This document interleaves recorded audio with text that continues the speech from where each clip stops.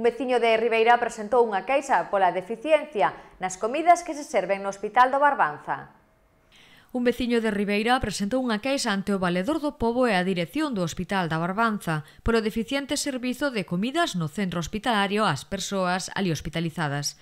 Afirma que as comidas chegan ás veces con retraso, frías e non nas condicións que deberan. A queixa a voces da maior parte dos usuarios e de ciudadanos en xeral que temos que acudir para unha ou outra maneira ao hospital e temos algún familiar que estuvo hospitalizado na terceira planta ou en urxencias que realmente o servicio de cociña do hospital xestionado por unha empresa privada non é o mellor que sería.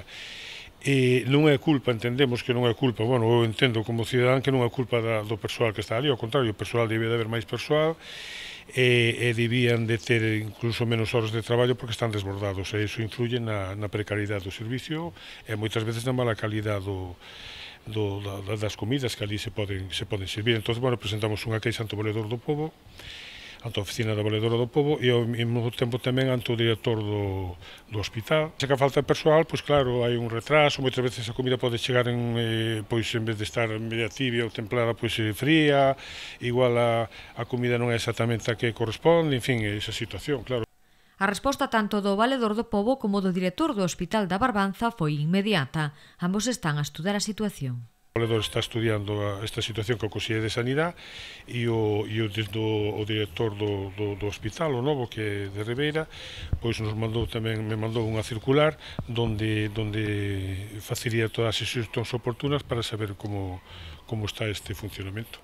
E realmente, claro, sabemos que hai unhas 40 e pico de